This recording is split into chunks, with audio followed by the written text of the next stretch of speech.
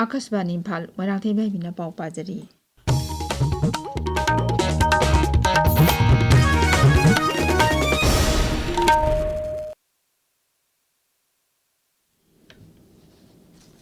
Manipur world no tobacco day 2016 पांगथोकली राज्य की डायरेक्टरेट ऑफ हेल्थ सर्विसेज अमसुंग state health society and ICM मणिपुरना IMA मणिपुर स्टेट ब्रांच का खुसमनदुना निमित असि लंपेल पाट लैबा IMA हॉल दा पांगथोकी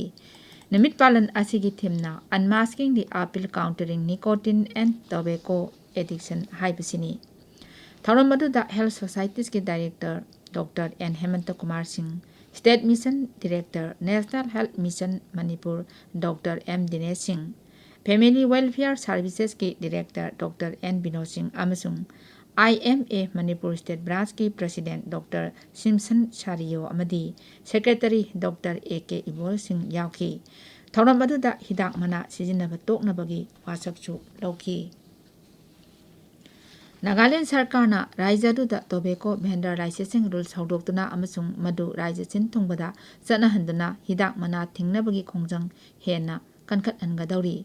ngasi कोहिमादा राज्य थागी वर्ल्ड नो टोबैको डे 2016 पांगथोकपगी थौरमदा राज्य की हक्सेल अमसुंग याइफयुंबल गी सेक्रेटरी S ताइनियुन हाई हौखिबा सेनबा सहीदा मही तंफमसिंगी अकोइबदा लैबा टोबैको फ्री जोन दा अथिंगबा असि थुगाइबा मियोइ चामली रोमना फाइन तौखी रोड टू UFC सीजन 5 की सेमी फाइनलिस्ट अमसुंग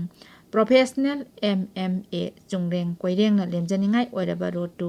UFC टूर्नामेंट की सेमी फाइनल चंगलकपदा मुख्यमंत्री युमनांग खेमचाना नुंगाइबा फोंदोक्रे ngasi मुख्यमंत्री का इंडियन राइनो हाइना खंगनबा MMA फाइटर असिगा मुख्यमंत्री की सेक्रेटरीत उनकी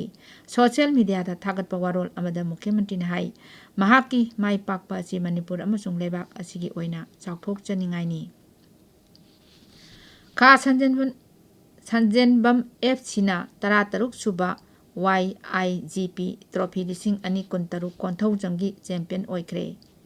young illiterate guidance program club Konthoujam मनिंग लेकाइना सिनबा ट्रॉफी असिगी ngarang numitang sanakiba final match ta kha sanjembam FC na yachal FC nambol naurembu panjal anida maitiba piduna champion oiki tournament asida punna team kunthani toina saruk yaki loisinbagi thoramda Dr. Bimol Akoijam MP YIGP gi president konthaujam mani amasung hanagi MLA and local na chingba saruk yaki प्रधानमंत्री नरेंद्र मोदी का Myanmar के राष्ट्रपति उमिन ओंग लाइंगा ngasi new Delhi दा वारी सानखरे वारी सानबदुदा मपुंग ओइना लेबाक अनिगी इतिहास अमसुंग सभ्यतागी ओइबा मरी हेना चेसिल हन्नबा खनखि सिक्योरिटी अमसुंग कनेक्टिविटी यावना भारत के म्यांमार गा लेनरीबा मरी पुनमक्सु वारी सानबदुदा यावखि म्यांमार के राष्ट्रपति ना ngasi नुमिदांग वाइरम राष्ट्रपति द्रौपदी मुर्मुगा राष्ट्रपति भवन दा उनगनी राष्ट्रपति असि नुमित मंगानी भारत खोंगचत्ता थांग नुमिता बिहार की गयादा थुंगलबनी महाका कैबिनेट मंत्री सिंह मकोक थोंबा ऑफिशियल सिंह अमसुंग लालोन इतिके लुचिंगबसिंग यावबा अवांगबा थाकी म्यूर कांगबो अमा लोइनरी नोंगसु बेंगोल की मंत्रिमंडल अनोबा मंत्री 35 हापसिंदुना ngasi चाउथोखरे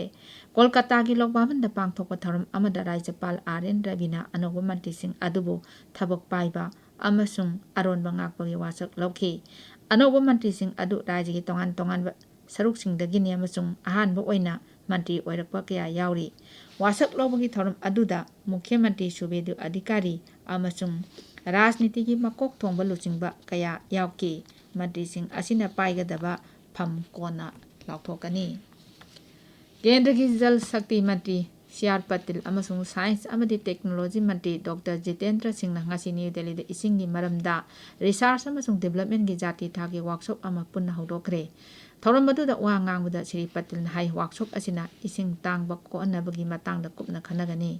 थौरम मदुदा जल शक्ति मंत्रालयगा इसरोगा वाटर रिसोर्स असेसमेंट मॉनिटरिंग अमसुंग मैनेजमेंट की मतंगदा सैटेलाइट अमदी अफबा टेक्नोलॉजी सिनबगी MOU अमसु सही तौनखि सुप्रीम कोर्ट की अनोबा जज मंगा हाखरे मकोई थारगा चीफ जस्टिस यावना कोर्ट असिगी जज मसिंग 53 सुरे सोशल मीडिया दा थाकत पवारोल अमदा लो अमसुंग जस्टिस मंत्री अर्जुन राम मेघवाल ना हाई राष्ट्रपति ने भारत के चीफ जस्टिस का कुपना खनारबा तुंगदा सुप्रीम कोर्ट की अनोबा जज मंगा दो हाखिबनी पावलोइजरे।